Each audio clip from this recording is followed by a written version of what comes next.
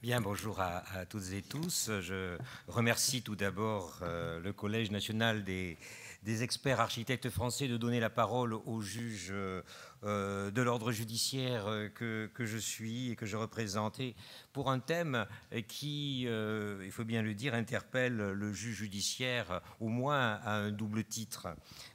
C'est d'abord l'émergence du contentieux, d'un contentieux d'environnement qui, s'il n'est pas nouveau, en tout cas, il est promis en revanche à un développement important dans les années à venir en termes de contentieux. Et puis aussi sa portée sur l'expertise, notamment l'expertise judiciaire, notamment en matière de construction.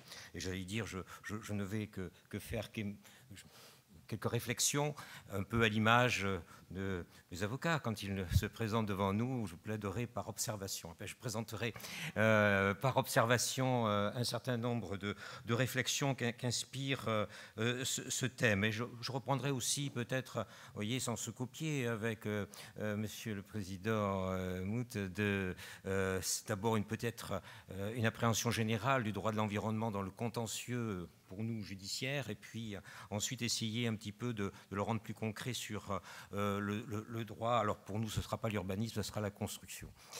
Mais on se rejoint quand même dans un certain nombre de sens. Alors sur le premier point, qui est celui plus généralement de l'appréhension du droit de l'environnement par le juge de l'ordre judiciaire, j'allais dire que assez rapidement, on va d'emblée se tourner vers des critiques déjà connues du fonctionnement de la justice judiciaire, des délais de traitement souvent trop longs, une mauvaise prise en compte de l'enjeu, de la réparation du préjudice ou la faiblesse des mesures dissuasives. Alors, le Conseil général de l'environnement et du développement durable et l'inspection générale de la justice ont reçu une lettre de mission le 24 janvier 2019, d'abord du ministre de la Transition écologique et puis du ministre de la Justice, pour mener une sorte de mission d'enquête un peu sur ce contentieux environnemental, et qui ont déposé un rapport en octobre 2019 qui n'est pas inintéressant sur donc j'allais dire, le traitement judiciaire du droit de l'environnement. Et il tirait le constat d'un contentieux environnemental, et je cite les expressions, délaissé, le rendant invisible, avec une faible judiciarisation et des données statistiques éparses. Alors, c'est vrai que le constat en matière pénale, notamment à la fin des années 90, les condamnations qui étaient prononcées par les juridictions pénales représentaient à peu près moins de 2% des condamnations totales prononcées. Au cours des années 2000, c'est même descendu à environ moins de 1%, enfin, ou vers 1% et des poussières, ce qui maintenant est assez stable aujourd'hui. Donc on voit la part très, très faible. On parlait de la réponse pénale, mais elle était plutôt assez réduite. Et puis en matière civile, les litiges environnementaux étaient en très faible nombre. La mission avait examiné deux types de contentieux. Un premier qui résultait des demandes en réparation de dommages causés par une nuisance de l'environnement, et puis ceux liés à la réparation du préjudice écologique. Vous en avez parlé. Ce n'est pas inintéressant de rappeler la définition du préjudice écologique, effectivement née d'une jurisprudence de la Cour de cassation et formalisée à l'article 1247 dans la définition du Code civil. Le préjudice écologique consistant à une atteinte non négligeable aux éléments et aux fonctions des écosystèmes et aux bénéfices collectifs tirés par l'homme de l'environnement. Alors, ce qui est intéressant, c'est que là, finalement, on ne va pas avoir une victime identifiée ou une personne physique ou une personne morale particulièrement identifiée, mais on aura, j'allais dire, une appréhension beaucoup plus globale de la notion de préjudice en matière écologique.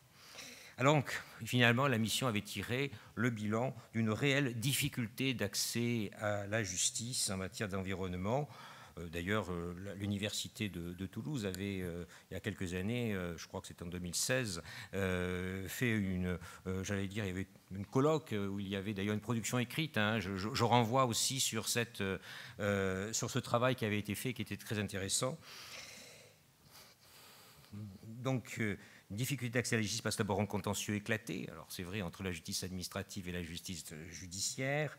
Ensuite, divisé entre des conflits environnementaux du quotidien et puis ceux de haute intensité. Alors les premiers, c'est souvent des réponses, en tout cas des litiges qui sont difficiles à appréhender de manière efficace par la justice. Et puis pour les seconds, ce sont des moyens assez considérables à déployer. Donc on voit bien que le défi, et c'est un peu le terme qu'on pouvait relever, c'est un défi qu'il faut relever pour le juge judiciaire. Alors, ce premier défi, comment le relever? C'est d'abord la formation. Il faut bien tirer le constat que nous avons un besoin de nous former à des aspects qui n'entrent pas forcément dans notre cursus de formation. Je signale que cela vient maintenant, ça se développe. L'École nationale de la magistrature a créé en 2022 un cycle approfondi de justice environnementale, avec quand même environ 15 jours de formation qui sont offerts pour ce sujet. Donc on voit bien que là, on est en train de réagir et de monter peut-être en spécialisation ou en formation. Et d'ailleurs, justement, par la suite de ce rapport que j'ai évoqué, eh bien, la justice civile, enfin la justice civile ou pénale d'ailleurs, se sont tournés vers la spécialisation. Et la loi du 24 décembre 2020, qui est relative au parquet européen, à la justice environnementale et à la justice pénale spécialisée, donc c'est inspiré donc de ce rapport pour créer des formations de jugement, en tout cas spécialisées et régionalisées.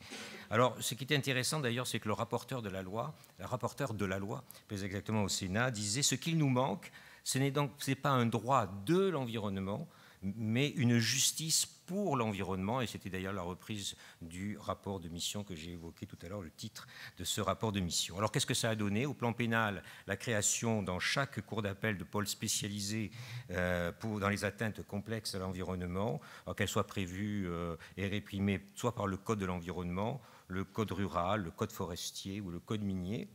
Et puis au plan civil, il est prévu aussi dans chaque cour d'appel d'un tribunal spécialisé, une formation spécialisée d'un tribunal qui a été déterminé pour examiner les préjudices écologiques que j'évoquais tout à l'heure, dans les réparations de nature civile, des actions en responsabilité issues du Code de l'environnement ou celles des résultants des conventions internationales et des règlements européens. Et donc un décret, le 16 mars 2021, a désigné ces pôles régionaux. Et pour Toulouse, eh bien, c'est le tribunal judiciaire de Toulouse, c'est sans surprise. Et à la cour d'appel, évidemment, c'est la chambre que je préside qui est désignée pour assurer les recours exercés contre ces décisions en matière civile, bien entendu. Voilà, donc c'est donc, si vous voulez, une organisation récente qui se met en œuvre pour essayer de répondre à ce premier défi. Ensuite, le deuxième défi, c'est comment intégrer donc le droit de l'environnement dans le traitement civil du contentieux de droit commun qui peut être concerné par les questions environnementales. Alors, je ferai quand même un certain nombre de remarques et de réflexions que je livre à la réflexion de chacun. Alors, sur les troubles environnementaux du quotidien, ce qu'on peut parfois assimiler à des troubles anormaux de voisinage, c'est un concept qui est assez vague, assez fourre-tout. On pense évidemment, quand on parle de ça, au coq Marcel. Vous savez, ça avait donné lieu dans la un voisin irascible qui avait estourbi ce volatile qui le gênait. Nous étions sur des conflits de voisinage. Or, les troubles anormaux de voisinage, c'est bien d'autres choses. Et c'est d'ailleurs le législateur a soumis ces litiges à la conciliation préalable à la saisine du juge. C'est-à-dire qu'il faut avoir un conciliateur avant de saisir le juge. En mettant, depuis 2019, les troubles anormaux de voisinage dans ce paquet-là. Or, je ne sais pas si le législateur a eu conscience qu'en réalité, on y mettait des choses bien plus importantes et qui peut-être vous concernent beaucoup plus, c'est-à-dire des troubles qui peuvent avoir des conséquences financières importantes, notamment liées à l'environnement sonore ou olfactif d'un chantier. C'est-à-dire ce sont aussi des usines, des exploitations agricoles qui peuvent troubler l'environnement, ou voire même des norias de camions qui déstabilisent des immeubles parfois voisins qui peuvent être bicentenaires et dont les fondations ne supportent pas ce voisinage régulier de véhicules qui passent et qui entraînent évidemment la déstabilisation des ouvrages, ou en tout cas la vie des voisins. Et la question est là que bien, il faut que les conciliateurs de justice aient parfaitement conscience de l'importance de ces préjudices et de ces contentieux qui dépassent le simple conflit de voisinage. Et nous, d'ailleurs, à Toulouse, nous cherchons aussi de les former sur ces questions, et même, d'ailleurs, de les former plus généralement à l'expertise. Ça me paraît essentiel, parce que au mois de novembre, il y aura une formation des conciliateurs donnée par le président de la compagnie régionale des experts. Donc voilà, parce qu'on a besoin sur ces questions-là qu'il y ait une certaine cohérence. Mais je vais dire, pourquoi je vous parle des troubles anormaux de voisinage? Je voulais dire, c'est un petit peu bizarre d'en parler dans ce colloque, mais parce qu'effectivement, on s'aperçoit qu'il peut y avoir une sorte de paradoxe ou de conflit qu'il peut y avoir entre la défense des intérêts privés sur le terrain de la responsabilité sans faute, pouvant donc entrer en conflit, en contradiction avec l'intérêt général. Vous avez évoqué les éoliennes. Bien, nous, sur le plan judiciaire, se pose le problème des nuisances qui peuvent être... et c'est un paradoxe, puisque finalement, les éoliennes sont là pour fournir une énergie qui soit décarbonée. Et donc, il y a création de parcs d'éoliennes, mais qui crée aussi des troubles parfois importants au voisinage. Et on voit bien que le juge judiciaire, là, va se trouver dans une situation un peu délicate, puisqu'il va devoir arbitrer à la fois des intérêts privés et puis aussi des intérêts plus généraux. Alors, la Cour d'appel de Toulouse, la troisième chambre civile de la Cour d'appel de Toulouse, que je ne préside pas, mais qui sur ce sujet avait été saisi de la question des conséquences dommageables, des nuisances sonores créées par ce parc d'éoliennes, avait effectivement condamné l'exploitant à réparer le dommage subi qui, selon la Cour, dépassait les normes, la normalité, et se basait notamment sur les conséquences sur la santé en raison des basses fréquences et des infrasons qu'il y a. Alors là, c'est un véritable débat d'experts, qui d'ailleurs était parfois un peu controversé. Il y avait des positions qui n'étaient pas forcément arrêtées. Donc là, on voit que lorsqu'il y a, et ça, je fais une petite parenthèse, lorsqu'il y a un débat d'experts sur des points techniques, ça rétablit le juge dans une certaine autonomie de décision, puisqu'en fait, il va devoir trancher, là, c'est intéressant, parce que se pose cette question-là. Finalement, on a l'expert, l'avis de l'expert va être assez prépondérant dans l'analyse, mais dès lors qu'il y a véritablement toute une discussion, le juge, finalement, de manière paradoxale, retrouve une certaine liberté. Et une certaine liberté qui va être contrôlée par la Cour de cassation. Et l'arrêt de la Cour d'appel rendu, donc c'était le 8 juillet 2021, entrait un peu en contradiction avec un arrêt de la troisième chambre civile de la Cour de cassation, qui, en fait, j'allais dire, renvoie à l'appréciation souveraine du juge du fond sur la nature anormale du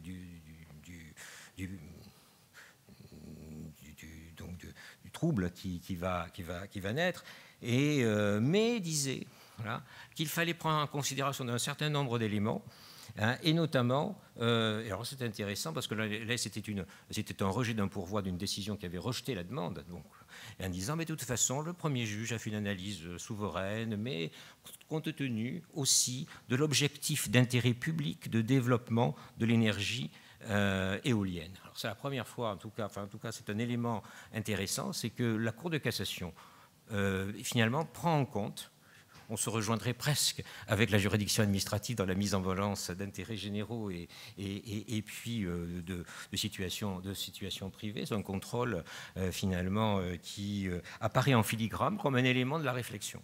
Donc, c'est ce qui est quand même assez intéressant. Et alors, ce qui est intéressant aussi, c'est que ces éoliennes étaient présentées comme des éoliennes qui étaient d'une génération nouvelle aussi, donc qui prenait en compte un certain nombre d'améliorations en matière sonore. Donc c'est une question de fait, c'est une question d'appréciation souveraine, mais on voit qu'à cette occasion, en matière de droit de l'environnement et finalement de la portée de certaines installations qui finalement doit conduire le juge à une grande responsabilité, j'allais dire, dans la prise de décision pour tenir compte de tous ces paramètres et qu'on ne se retrouve pas dans une situation finalement où le juge judiciaire, le juge privilégie parfois l'intérêt privé par rapport à un intérêt beaucoup plus général. C'est une particularité, c'est une réflexion que je vous soumettais. On parle tout à l'heure de la conciliation, mais on peut aussi parler de manière générale des modes amiables et notamment de la médiation, et qui peut être un sujet intéressant, notamment dans ces matières. Et je regrette, et je le souligne aujourd'hui, on n'arrête pas de le dire souvent, je regrette que l'expert judiciaire n'ait pas, comme en matière administrative, la possibilité de concilier les parties. C'est l'occasion souvent de favoriser parfois une solution apaisée qui se fonderait sur des aspects techniques, mais en même temps sur des solutions peut-être raisonnables. Je le regrette. Alors je sais que, notamment, je sais qu'il y a des magistrats du tribunal judiciaire de Toulouse, il y a une expérience, en tout cas une recherche de coordonner médiation et expertise. J'ai toute une réflexion qui est en cours, je pense qu'elle est intéressante à de saluer, c'est-à-dire finalement de faire cohabiter ces deux notions, c'est-à-dire à la fois une instruction en matière technique et en même temps une recherche de solutions.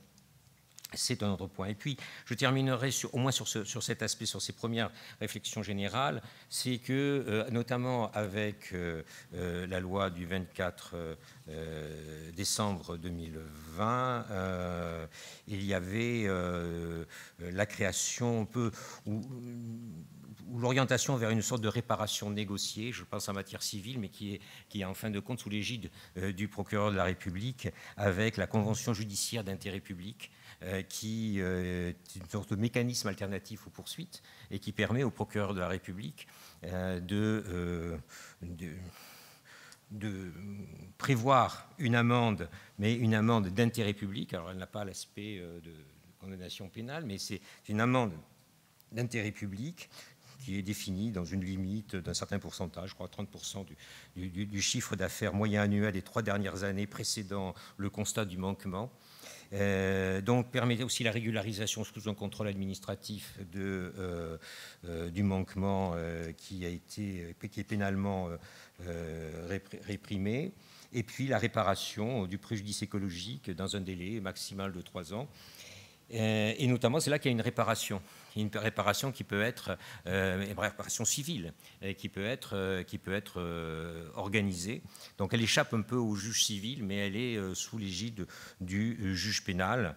Alors c'est un dispositif qui a parfois été très critiqué par certaines associations de défense de l'environnement, au motif que bien, les sanctions elles sont négociées aussi, quelque part, que finalement ce ne serait pas suffisamment dissuasif pour prévenir la récidive, que ce serait finalement là aussi un mode de réparation qui ne se ferait pas de manière équilibrée entre les intérêts des associations qui pourraient se constituer partie civile et puis les auteurs des dommages qui sont parfaitement qui ont des reins assez solides. Alors il y a quelques conventions d'intérêt public qui ont été publiées. Je renvoie, elles sont assez accessibles, notamment à celle qui a été récemment signée par le parquet de Charleville-Mézières et la société Nestlé. C'était une pollution dans la rivière, je crois que ça devait être l'Aisne, où effectivement un pêcheur s'était retrouvé à avoir des poissons morts et qui était simplement lié à un manque d'oxygène, lié à un déversement accidentel de produits. Bon, il y a eu une amende, il y a eu une réparation qui était d'environ 276 000 €, je parle de mémoire, à se répartir entre différentes associations. Voilà, il faut savoir que c'est les outils actuels dont dispose le juge là, ici pénale, mais aussi en matière notamment de réparation civile. Voilà, alors c'est donc le recours au juge civil s'inscrit dans une attente qui est quand même contradictoire, d'intervention à la fois rapide et une réponse significative face à une complexité d'un sujet qui doit intervenir entre une logique de défense des intérêts privés et de protection de l'intérêt collectif et général. Donc le juge de l'ordre judiciaire se trouve là aujourd'hui confronté un peu à dans ce carrefour un peu des intérêts dont il doit être aussi l'arbitre. Après, j'essaierai d'être rapide, j'essaierai un petit peu de recentrer sur le droit de la construction proprement parler. On a parlé du verdissement du droit de l'urbanisme, c'est un auteur qui vient de le dire récemment dans une revue cette semaine, avec donc la prise en compte croissante des exigences de préservation de l'environnement. Est-ce qu'on doit parler pour un droit de la construction d'un verdissement? Je dois dire que j'en douterais fortement. Alors c'est vrai que le droit de la construction porte sur, évidemment, le bâtiment, et le ministère de la Transition écologique a considéré que le secteur du bâtiment représente 44% de l'énergie consommée en France, alors c'est globalement, et que c'est à émettre plus de 123 millions de tonnes de CO2. Et donc, on voit bien que c'est un secteur, vous avez dû en parler pendant toute votre colloque, c'est un des enjeux essentiels. Alors, quels enseignements peut-on tirer dans la conduite des mesures civiles d'instruction en matière des litiges qui concernent le droit de la construction et qui peuvent être en lien avec le droit de l'environnement? Moi, je dirais, ce sont quelques observations que je vous soumets. Pour l'expert, et pour l'expert judiciaire, c'est-à-dire celui qui va intervenir pour la justice judiciaire, c'est pour permettre au juge de se prononcer dans toutes j'allais dire, en toute conscience de tous ces aspects. C'est d'abord de bien identifier, je sais que vous le faites de manière générale, mais c'est l'occasion de le rappeler, de bien distinguer la notion de désordre de la notion de non-conformité contractuelle et celle aussi de non-conformité réglementaire, voire au DTU. Les portées juridiques ne sont pas identiques, vous le savez certainement, mais en l'état de la jurisprudence civile, en l'absence de désordre, une non-conformité à une règle de l'art, si elle n'est pas, j'allais dire, rendue obligatoire par la loi ou par le contrat, est sans portée. Parfois on l'oublie, on voit des fois qu'on dit un désordre et oui, on constate qu'il y a des choses qui c'est pas beau, c'est pas bien, bon, mais c'est pas pour autant qu'il va y avoir une suite logique, une suite juridique sur cette question-là. Donc ça c'est important que ce soit bien dit même au stade de l'expertise, parce que bien identifié sur sa portée en tout cas.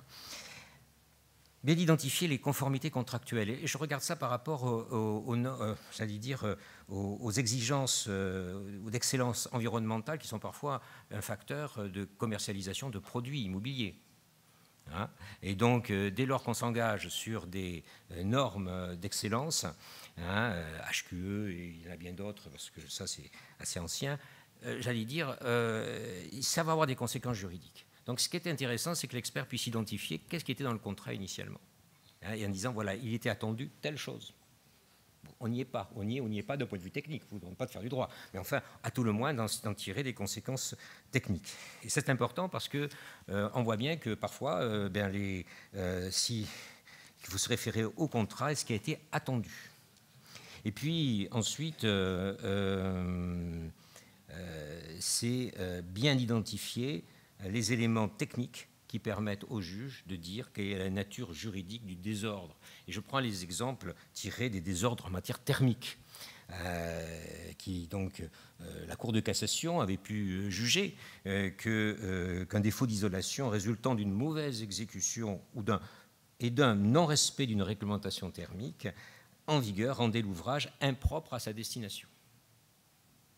Donc ça avait des conséquences bien pratiques. Alors, législateur est intervenu, disons, oula, il faut un peu limiter tout ça, et donc l'article L123-2 du Code de la construction et de l'habitation ajoute que aux conditions classiques d'engagement de la responsabilité décennale, en matière de performance énergétique, l'impropriété à la destination mentionnée à l'article 1792 du Code civil ne peut être retenue qu'en cas de dommage résultant d'un défaut lié au produit, à la conception et à la mise en œuvre de l'ouvrage, à l'un de ses éléments constitutifs ou un de ses éléments d'équipement conduisant, toute condition d'usage et d'entretien prise en compte et jugée appropriée, à une surconsommation énergétique ne permettant l'utilisation de l'ouvrage qu'à un coût exorbitant. Alors, bon, ça veut dire que quand vous avez saisi de questions, il faut que le juge puisse retrouver dans le rapport d'expertise un certain nombre d'éléments qui nous permettent de rentrer dans la définition de cet article. Ça veut dire qu'il faut être rigoureux là-dessus. Alors, je sais que je parle à des convaincus, mais c'est en tout cas ce que nous attendons particulièrement. Et je dirais presque qu'il y a une sorte, un petit peu dans cet article, peut-être une sorte de contradiction avec aujourd'hui toutes les attentes que l'on a, parce que là, finalement, on atteint une disproportion par rapport au coût de la... Mais à la limite, si c'est une passoire et que ça ne coûte pas, si c'est une passoire thermique, mais que finalement, par son usage, etc., tout dépend du coût de l'énergie que l'on utilise pour chauffer. La Cour de cassation a été beaucoup plus protectrice finalement dans sa définition de l'environnement que ne l'est le Code de la construction et de l'habitation. Voilà, donc c'est un point que je voulais souligner. Donc la seule mise en évidence de la non-conformité des ouvrages à la réglementation ne peut suffire à caractériser une atteinte à la destination de l'ouvrage, mais autoriser consécutivement la recherche de la condamnation des constructeurs, indemniser les surcoûts consécutifs sur le fondement de la responsabilité décennale. Donc on voit bien là comment le juge va-t-il, dans l'analyse de la réparation et surtout de la responsabilité engagée ou de la garantie qui doit être appliquée, comment il doit sur ce terrain un peu brûlant, entre guillemets, sans faire de jeu de mots, de l'aspect thermique. En matière d'isolation phonique, d'ailleurs, c'est un peu différent dans la façon de formuler, puisque là aussi, la méconnaissance des règles caractérise une impropriété à la destination de l'ouvrage. C'est l'article L124-4 du Code de la construction qui dit « Les contrats de louage d'ouvrages ayant pour objet la construction de bâtiments d'habitation sont réputés contenir les prescriptions légales et réglementaires relatives aux exigences minimales requises en matière d'isolation phonique. » Donc là aussi, l'expert il devra apporter les éléments techniques, même des références réglementaires, qui seront là pour, en cette matière-là, supposés être, j'allais dire, acquis ou entrer dans le champ contractuel, en tout cas, de la responsabilité de l'entrepreneur. Voilà, c'est quand même un point qui me paraissait important. Et puis je voudrais terminer, j'ai peut-être été trop long, vous savez, c'est comme on dit, on plaide par observation, mais parfois ça peut durer un petit moment. J'allais dire... et c'est peut-être en termes de questions pour peut-être donner le ballon à un des intervenants suivants, qui est de bien analyser le coût de la remise en état au regard des normes environnementales en vigueur au moment de l'expertise. Alors on peut effectivement, le maître de l'ouvrage doit être replacé dans la situation qui était la sienne si le désordre ne s'était pas produit. Principe général de la réparation. La jurisprudence refuse tout ce qui, par-delà la suppression du préjudice, constituerait une amélioration déguisée de la réparation, par la réparation. Mais simplement, et là aussi, c'est la Cour de cassation qui le dit, il est nécessaire d'intégrer la réalisation d'éléments non prévus à l'origine si celle-ci est indispensable à la suppression du désordre. Bon, si on doit remettre les choses en l'état, mais sur un bâtiment qui n'était pas soumis à l'époque de sa construction à des normes environnementales, mais au moment où on va demander peut-être des autorisations administratives pour accomplir les travaux qui sont requis par la remise en état, on va s'apercevoir qu'il va falloir qu'elle soit aux normes. Mais le coût induit par cette mise aux normes ne sera pas la même chose. Donc finalement, le maître de l'ouvrage qui subit le dommage va être réparé du dommage, mais en plus il va avoir un bâtiment qui va être partiellement ou totalement selon la nature de la reprise, va être soumis, va bénéficier finalement d'une mise aux normes environnementales du dernier cri. Voilà, et est-ce que c'est à la charge de l'auteur du dommage? C'est une question que je pose parce que j'ai cherché un petit peu à mon tour, cette fois-ci, ce n'était pas dans les décisions du Conseil d'État, mais dans la... Je n'ai pas trouvé sur cette question de jurisprudence bien arrêtée.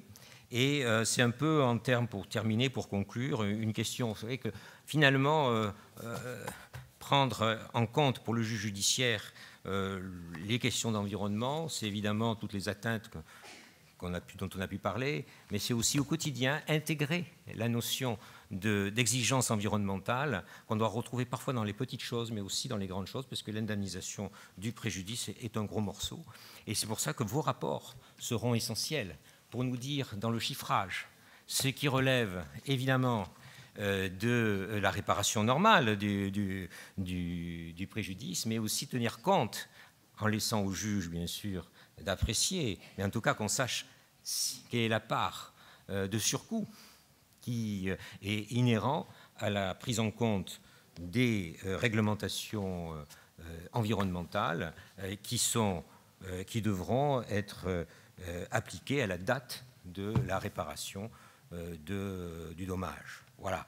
Donc c'est avec des questions que je quitte ce micro et peut-être voilà, à vous lire bientôt dans vos rapports et vous remerciant de votre attention.